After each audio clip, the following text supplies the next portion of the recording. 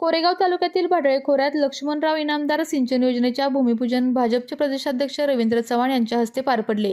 यावेळी त्यांनी परिसरातील 80हून अधिक दुष्काळग्रस्त गावांना या योजनेचा थेट फायदा होणार असल्याचे स्पष्ट केले। आमदार महेश शिंदे यांच्या सततच्या पाठपुराव्यामुळे अंतिम टप्प्यात आलेल्या या प्रकल्पाचे काम येत्या 11 महिन्याच्या आत पूर्ण करून मुख्यमंत्री देवेंद्र फडणवीस यांच्या हस्ते जलपूजन केले जाईल असा विश्वास त्यांनी व्यक्त केला।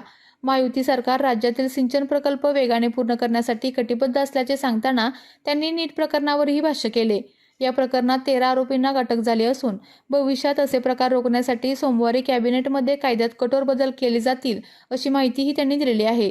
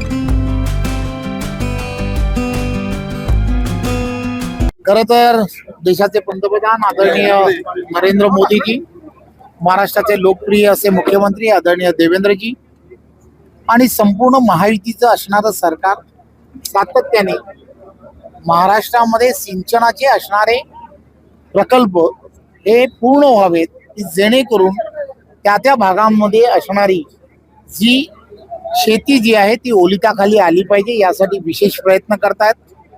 कृष्णा खोरे या प्रकल्पाच्या माध्यमातून त्या भागामध्ये मोठ्या प्रमाणामध्ये हे प्रकल्प गेल्या काही वर्षांमध्ये या भागामधील असणारे आमदार आदरणीय महेश दादा हे कृष्णा खोरेचे उपाध्यक्ष म्हणून त्यांनी जेव्हा जबाबदारी स्वीकारली तेव्हा त्यांनी या सर्व गोष्टी लवकरात लवकर कशा पूर्ण होईल यासाठी त्यांचा असणारा पाठपुरावा आणि त्यामुळे या सर्व गोष्टी आज अंतिम टप्प्यात आल्या आहेत. आज त्या कार्यक्रमाचं भूमिपूजन हे आज झालेलं आहे. लवकरच 11 महिन्याच्या आत हा पूर्ण प्रकल्प पूर्ण होईल आणि आदरणीय देवेंद्रजी जलपूजनाच्या कार्यक्रमाला नक्की या ठिकाणी. सर, जलसिंचन योजनेच्या अंतर्गत किती गावांना फायदा होणार आहे आणि नेमकं किती हेक्टर क्षेत्र ह्याच्या खाली येणार आहे सिंचन? खर तर हा संपूर्ण भाग जो आहे, हा भाग आपण सर्वांना माहित आहे की हा संपूर्ण भाग गेली वर्षानुवर्ष हा संपूर्ण भाग जो आहे तो दुष्काळग्रस्त म्हणून असणारा हा भाग होता आणि जवळजवळ या भागामधील असणारी 80-90 गावं जी आहेत त्या गावांना आणि तिथल्या असणाऱ्या शेतीला याचा सर्वात मोठा फायदा होईल. सध्या जंतर मंतर मध्ये नीट पेपर फुटी संदर्भात विद्यार्थी आंदोलन करतायत, त्याला विरोधक राजकीय वाहिन्यांचा प्रयत्न करतायत. पंतप्रधानांचा थेट राजीनामा मागण्याची मागणी केली. खरं तर काल आदरणीय पंतप्रधान नरेंद्र मोदीजींनी या संदर्भामध्ये जे नीटच्या संदर्भामध्ये झालेली जी घटना आहे त्या घटनेबद्दल सविस्तर सांगितलेलं आहे. सर्व प्रवक्ते वारंवार हे सांगण्याचा प्रयत्नही करतायत. नक्कीच या संदर्भामध्ये आपण पाहाल की या संदर्भात ज्यांनी या संदर्भामध्ये चुकीचं काम केलंय, जवळजवळ 13 जणांना त्या संदर्भात अटक झालेली आहे आणि यानंतर हे प्रकार होऊ नयेत म्हणून एक कायद्यामध्ये जे बदल करायला हवेत ते सोमवारी कॅबिनेटमध्ये त्याची मंजुरी घेऊन होणार.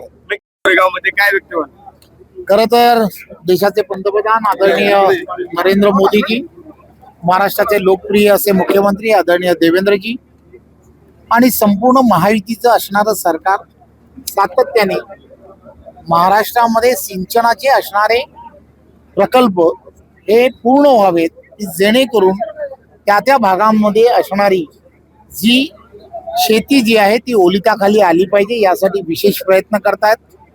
कृष्णा खोरे या प्रकल्पाच्या माध्यमातून त्या भागामध्ये मोठ्या प्रमाणामध्ये हे प्रकल्प गेल्या काही वर्षांमध्ये या भागामधील असणारे आमदार आदरणीय महेश दादा हे कृष्णा खोरेचे उपाध्यक्ष म्हणून त्यांनी जेव्हा जबाबदारी स्वीकारली तेव्हा त्यांनी या सर्व गोष्टी लवकरात लवकर कशा पूर्ण होईल यासाठी त्यांचा असणारा पाठपुरावा आणि त्यामुळे या सर्व गोष्टी आज अंतिम टप्प्यात आल्या आहेत. आज त्या कार्यक्रमाचं भूमिपूजन हे आज झालेलं आहे. लवकरच 11 महिन्याच्या आत हा पूर्ण प्रकल्प पूर्ण होईल आणि आदरणीय देवेंद्रजी जलपूजनाच्या कार्यक्रमाला नक्की या ठिकाणी. सर, जलसिंचन योजनेच्या अंतर्गत किती गावांना फायदा होणार आहे आणि नेमकं किती हेक्टर क्षेत्र ह्याच्या खाली येणार आहे सिंचन? खर तर हा संपूर्ण भाग जो आहे, हा भाग आपण सर्वांना माहित आहे की हा संपूर्ण भाग गेली वर्षानुवर्ष हा संपूर्ण भाग जो आहे तो दुष्काळग्रस्त म्हणून असणारा हा भाग होता आणि जवळजवळ या भागामधील असणारी 80-90 गावं जी आहेत त्या गावांना आणि तिथल्या असणाऱ्या शेतीला याचा सर्वात मोठा फायदा होईल. सध्या जंतर मंतर मध्ये नीट पेपर फुटी संदर्भात विद्यार्थी आंदोलन करतायत, त्याला विरोधक राजकीय वाहिन्यांचा प्रयत्न करतायत. पंतप्रधानांचा थेट राजीनामा मागण्याची मागणी केली. खरं तर काल आदरणीय पंतप्रधान नरेंद्र मोदीजींनी या संदर्भामध्ये जे नीटच्या संदर्भामध्ये झालेली जी घटना आहे त्या घटनेबद्दल सविस्तर सांगितलेलं आहे. सर्व प्रवक्ते वारंवार हे सांगण्याचा प्रयत्नही करतायत. नक्कीच या संदर्भामध्ये आपण पाहाल की या संदर्भात ज्यांनी या संदर्भामध्ये चुकीचं काम केलंय, जवळजवळ 13 जणांना त्या संदर्भात अटक झालेली आहे आणि यानंतर हे प्रकार होऊ नयेत म्हणून एक कायद्यामध्ये जे बदल करायला हवेत ते सोमवारी कॅबिनेटमध्ये त्याची मंजुरी घेऊन होणार. नक्की साहेब, पण शरद पवारांनी पंतप्रधानांची भेट घेतली आहे. शरद पवारांनी पंतप्रधानांची भेट घेतली आहे. काय सांगाल? मध्ये जॉब मिळवण्यासाठी किंवा स्वतःचा उद्योग व्यवसाय करण्यासाठी 1 वर्ष कालावधीचे महाराष्ट्र शासनाचे तांत्रिक कोर्सेससाठी Patil electronics institute Satara. Electrical supervisor, automobile mechanic, electrical wireman, motor winding, 2 wheeler 4 wheeler mechanic, computer operator, computer hardware आणि डिप्लोमा कोर्सेस. पात्रता 10वी 12वी एसटी पासची सोय. Patil electronics institute, Radhika road, Satara. 98 220 97 071. 1986 पासून तंत्र शिक्षणामधील अग्रेसर संस्था पाटील इलेक्ट्रॉनिक्स इन्स्टिट्यूट, सातारा. आपल्या तालुक्यातील जिल्ह्यातील बातम्या सर्वप्रथम पाहण्यासाठी आजच सातारा न्यूजला यूट्यूब चॅनलवर सबस्क्राईब करा, लाईक करा, शेअर करा आणि बेल आयकॉन प्रेस करायला विसरू नका.